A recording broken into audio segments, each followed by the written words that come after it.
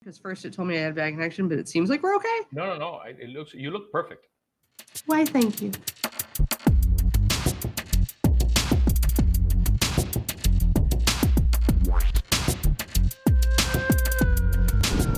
Okay, so my name is Pertuz.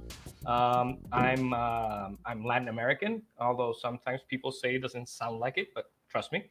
I live in Barranquilla, Colombia, which is a city at the not northernmost, but it's pretty way up north.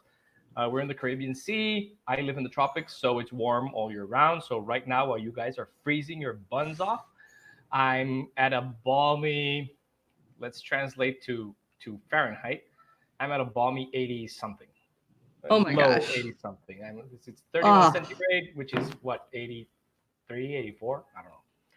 I'm in the Chicago suburbs, so it's just you're freezing. Oh yes. Mm-hmm. Yeah. So get out of here. I'm a technology integrator at Marymount School in Barranquilla. I've been there for 5 years, but I've been in education for over 20. I feel really, really old because I now have students that are children of former students, which is insane. That should never happen. I'm also Google Certified Everything. I've got trainer. I've got teacher level 1 and 2. I've got trainer, and I'm also Google Certified Innovator. I'm really recent. I went to the academy in New York last year. That was in October, and I had a hell of a fun time. Our main distinction is that 16 of us got stuck in an elevator, and we were trapped in an elevator at the Google offices for 20 minutes. Wow. So Google is still owing me my tour through the Google offices, which I didn't know and everybody else did. So I just got to see it through pictures. We also, one of the things you want to talk about today was specifically about failure. And you said ringing the failure bell, which I think must be something from an Innovator Project, an Innovator Academy app. Innovator, you're what, 18? I am LAX 18. Okay. Yeah.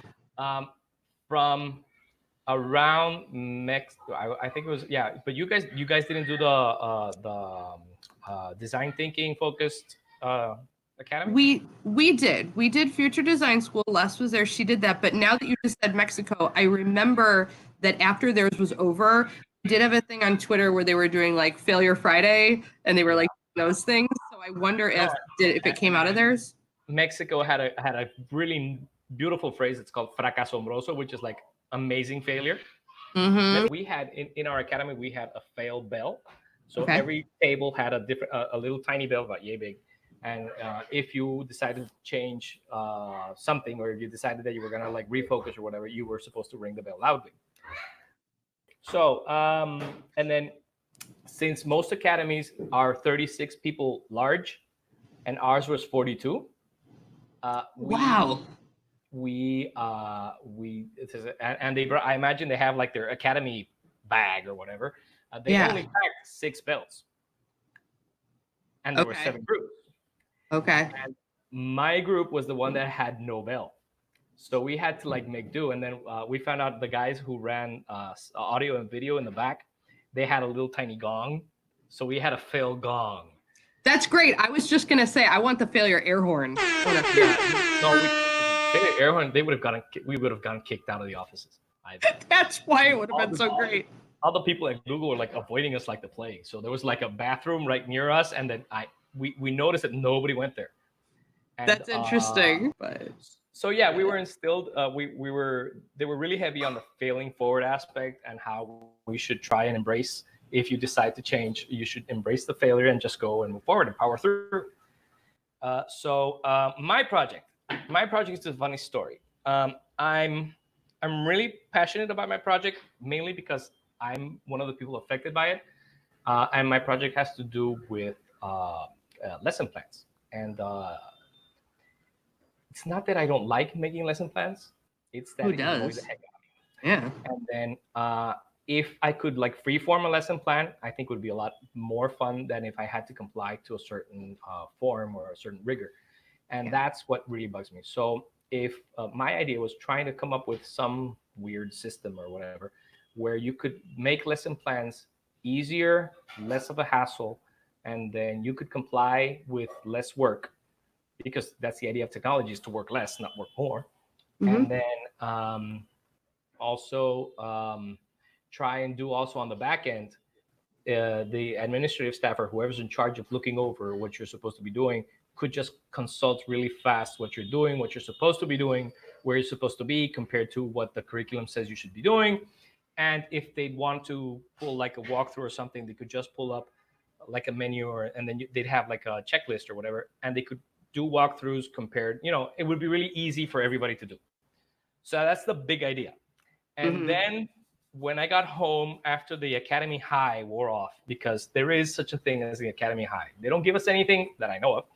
But when you come back down and you go back to school and you go back to work, it's really, really weird because everything is not all sunshine and puppies. I started saying, well, what do I have to do? And I started filling out my roadmap. And my project started looking like really, really, really, really horribly big. So I took a step back and I let it simmer in the back of my mind. And you can't imagine how hard it's been to get other teachers to connect and interact with, because as I've been learning, because I've been reaching out to innovators all over Latin America, apparently it's like taboo to talk to teachers from other schools because, well, they're the competition. Maybe they'll steal our personal ideas, or I don't know, or maybe they'll possess us. Maybe they're zombies. I don't know. So that's been really weird. And so in the back of my mind, I started getting like a nagging thing going where, you could really try and work and try and make better communities of teachers to try and overcome this whole people won't talk to each other thing. So it's been nagging at the back of my mind. But then I have issues with the Google educator groups that they are too googly, in the sense that what if the school that I'm trying to talk to is Microsoft or Apple or whatever? Yeah.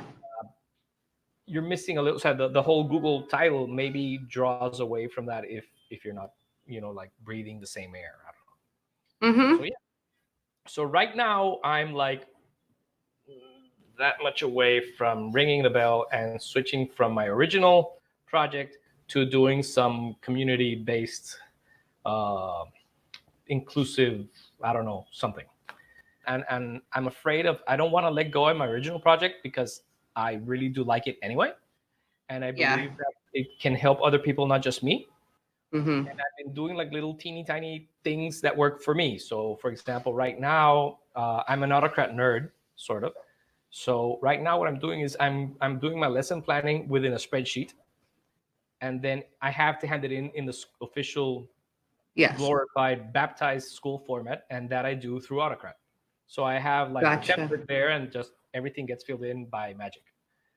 I love the possibilities that Sheets has, but I reach a point where my brain just becomes like so overloaded. I'm like, I tend to reach those really fast. And then what I do is I just close it, and I don't forget about it, but I just now with I use Chromebooks now, so I just throw it into another desktop and let it stew there for a while, and then when I go to it, I say, oh, this is what I was doing.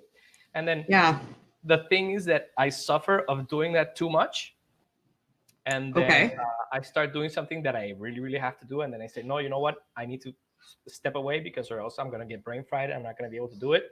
Yes. And what winds up happening is that like a week later, you were supposed to give me the what's it? Oh, yeah. You are not the first innovator that I've talked to that has had like one idea going in and then has had to change it, and sometimes even like radically different. Like, oh yeah, no, I have people that that's change it radically during the academy. I appreciate now. I feel like I finally understand a little bit more about the fail bell. So I want to know more about Luis. Okay, so if you want to know more about Luis, down here, that's my Twitter handle. And if you follow me there, I do mostly English, some Spanish, lots of Spanglish. So it's a thing. It happens. You could write me there. I'm really nice about it. So I normally get in touch with people. If you're a trainer, I'm in the trainer forums all the time. And if you're an innovator, I can vouch for that. and no, that's about it.